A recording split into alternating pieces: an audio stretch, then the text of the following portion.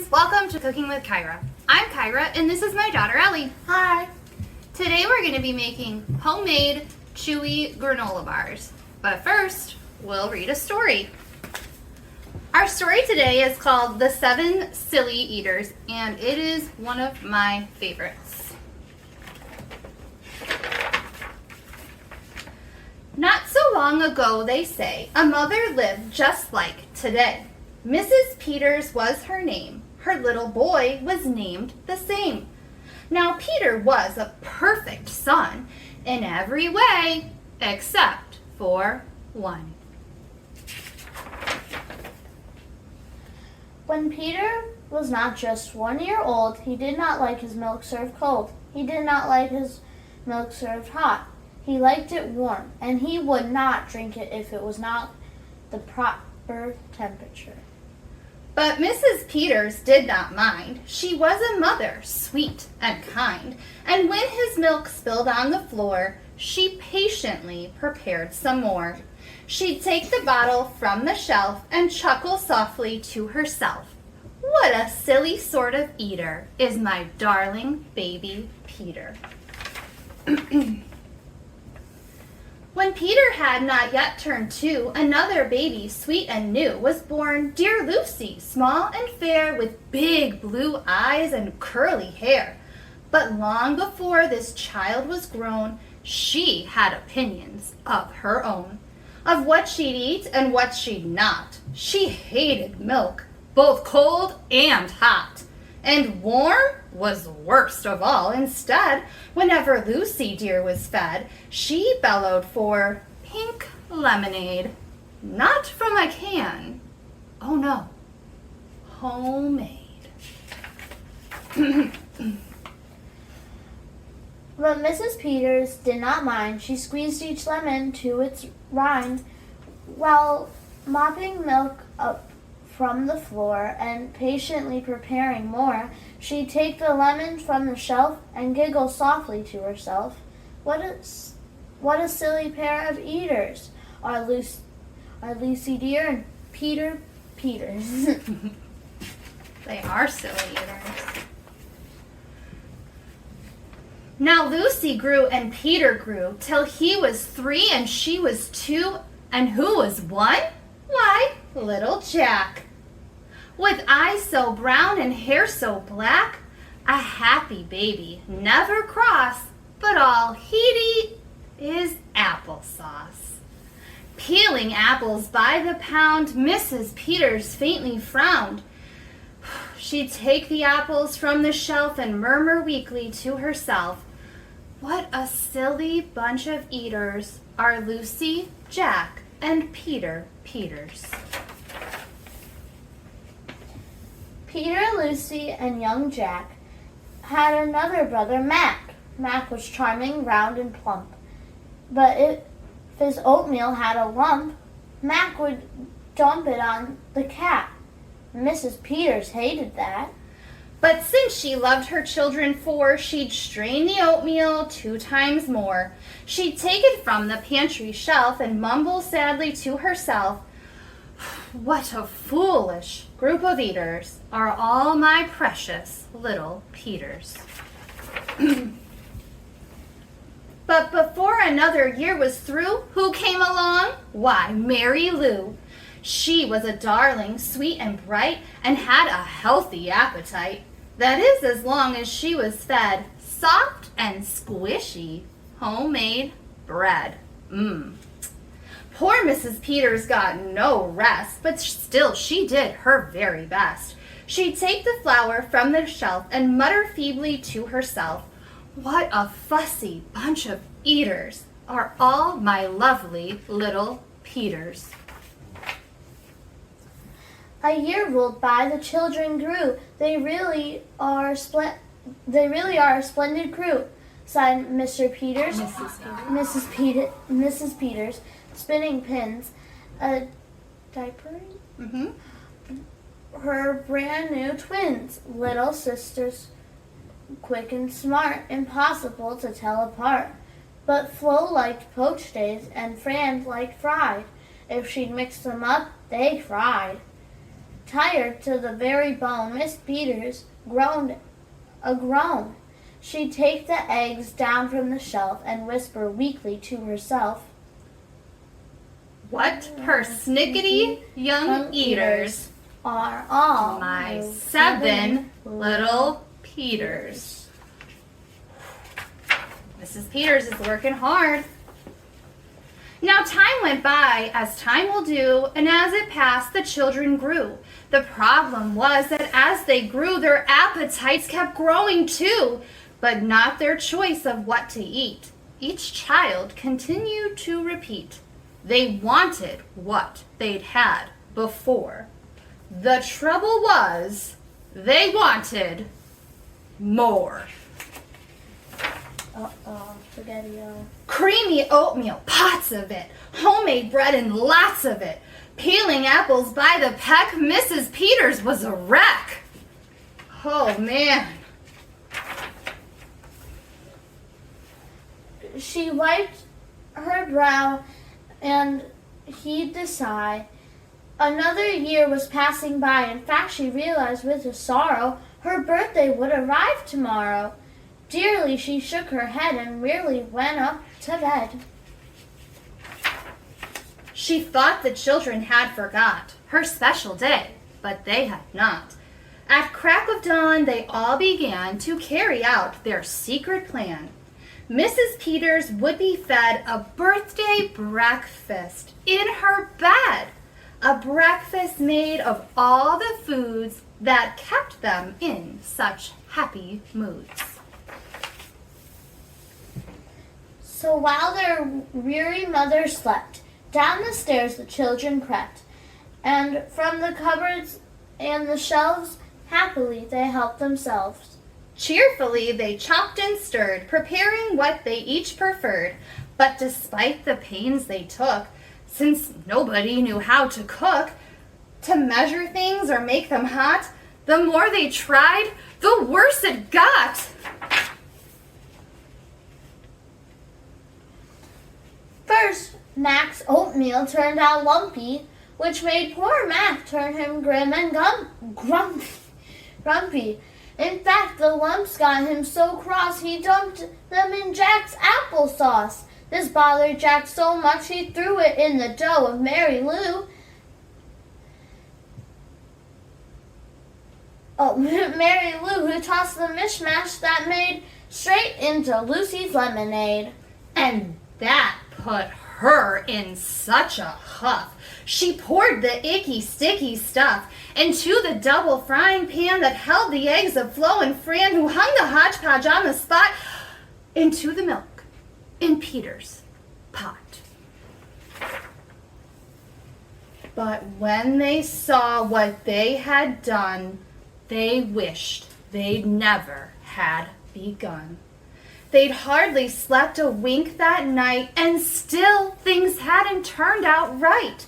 And even though they'd tried their best, it hadn't worked. They were depressed. They'd be in trouble too unless they found some place to hide the mess. The oven seemed the perfect spot. They all forgot it still was hot. They stuck the pot inside, and then they all went back to bed again. Oh. Go ahead. The clock struck 6, but on they slept. Meanwhile, their mother softly stepped down to the kitchen, smelled the smell. What could it be? She could not tell. It smelled so good she sniffed some more and opened up the oven door. She woke the children with her cries. They all came running in surprise, and the kitchen, what they found was Miss Peters dancing around, and in the oven, no mistake, a pink and plump and perfect cake. A cake. And as their mother danced with glee, she cried, "A birthday cake for me? A birthday cake still piping hot? To think I thought that you forgot. Now tell me, please, how did you make this pink and plump and perfect cake? So high and light and smooth as silk." "It's smooth as silk from all my milk," said Peter. Lucy said, "It's pink. From all my lemonade, I think." "And from my apples," added Jack. "My oatmeal made it soft," said Mac. "My bread dough, too," said Mary Lou. Said Fran and Flo, "As for its size, it was our eggs that made it rise." Then everybody sniffed some more and danced around the kitchen floor. Wait, is that an actual recipe? No. They put the cake upon a dish and lit the candles, make a wish. The children cried, "Before you blow," and Mrs. Peters did just so. And what is more, her wish came true, as the birthday wishes always do. And from that day to this 'tis said, the Peters family all is fed. A single simple meal, just one. A meal that's good for everyone. A meal on which they all agree, made from their secret recipe. They all take turns in mixing it. They all take turns in fixing it. It's thick to beat and quick to bake. It's fine to eat and fun to make.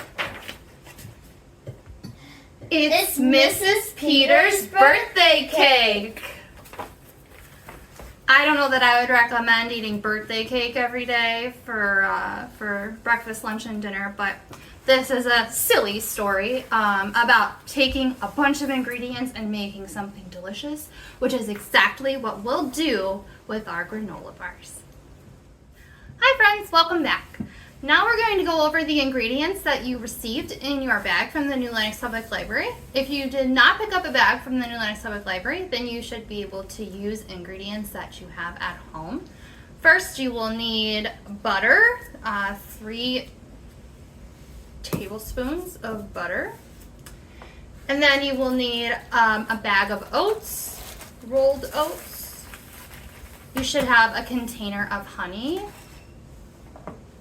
a baggie with brown sugar, a baggie with a little bit of salt, a baggie with marshmallows. We got a lot because this is for 2 people. A bag with graham crackers, a bag with Rice Krispies, or Rice Puff cereal, and a bag with chocolate chips. And then you also received a tinfoil pan, which we'll be using as well. In addition to the ingredients in your bag, you will need a few things from home. You will need a pot,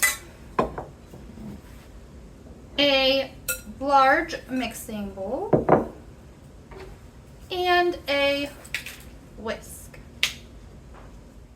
Okay, now that we've gone over our ingredients and our supplies that we'll need, we're going to get started with our recipe. The first thing we're going to do is heat up the butter, honey, and brown sugar in the saucepan. So we're going to add everything to the saucepan. The honey might take a little bit of time to get out, and that's all right. We want to make sure we get as much of the honey as we can into the saucepan.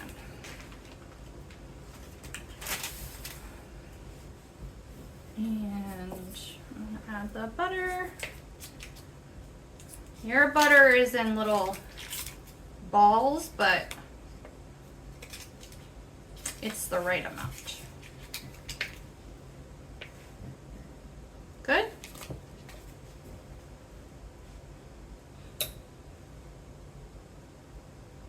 Once we have all of our ingredients in the pan, we're going to heat it on the stove.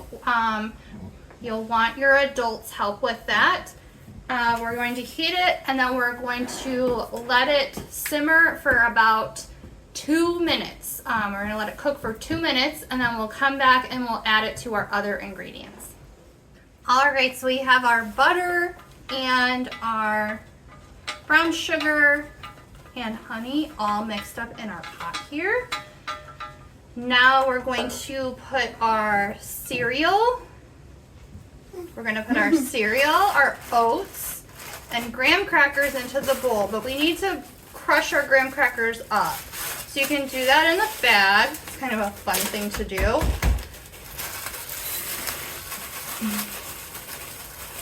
dump all the cereal, all the oats. Add the salt as well.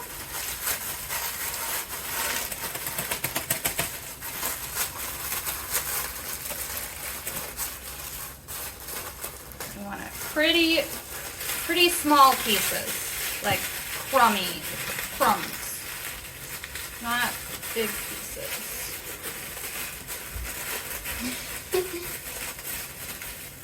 That's good.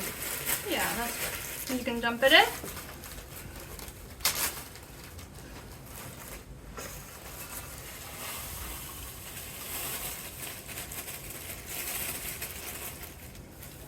And then we're gonna pour our sugar, honey, butter mixture in. I'm gonna try and show it to you while I do it. Maybe. It's gonna be pretty thick. You can use a spatula if that helps. You want to get all that goodness into the bowl. That looks really good. I hope. I'm sure it is.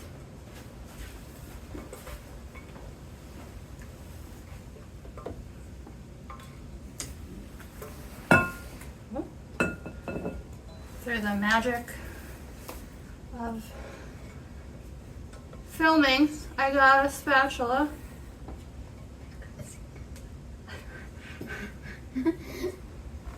They couldn't see his hand getting it for me. Ellie, it's magic. All right, so we got most of that scraped out of there. Do I get to mix it? And then we're just going to mix it up. Use this. Use a spatula. Mix it up. After we get it all nice and combined, we are going to let it sit for 20 minutes so that it cools down enough to when we put our chocolate chips and marshmallows in, they don't immediately melt. So we're just gonna get it all nice and mixed in. If you need to use your hands, you can use your hands, but make sure that they are clean. We'll see you in 20 minutes to add the rest. All right, friends, so we actually ended up waiting only about 5 minutes.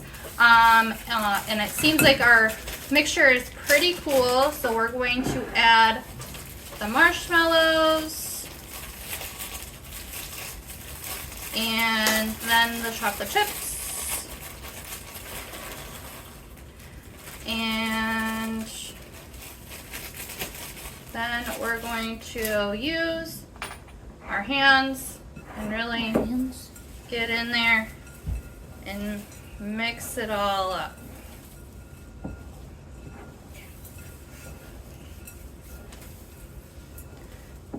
And then once it's pretty well combined together, I'm trying to get the sticky stuff off. Just like your fingers. That's what I did. I'm gonna have to touch it again. Oh. And then I'm going to take the mixture and move it into my pan.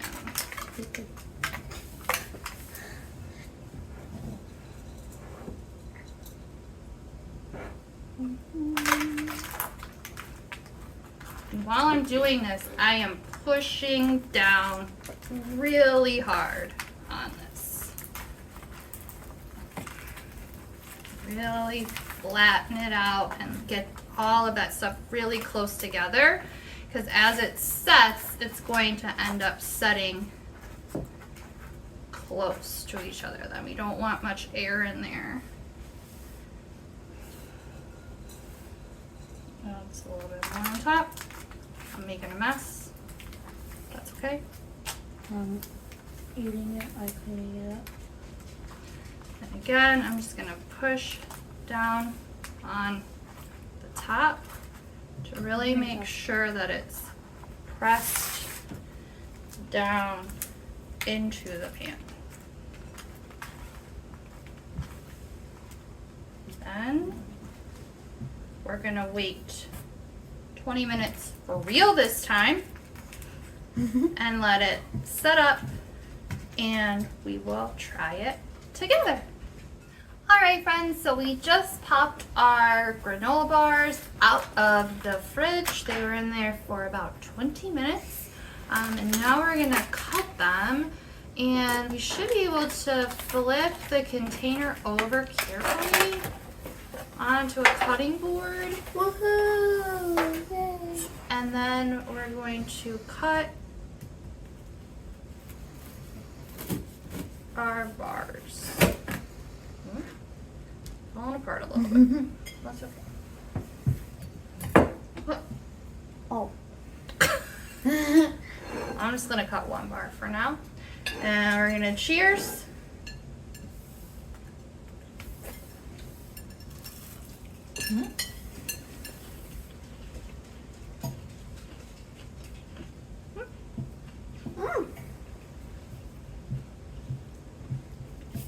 Thank you for joining us on Cooking with Kyra this month. We hope you had fun, and we'll see you next month. Bye, friends!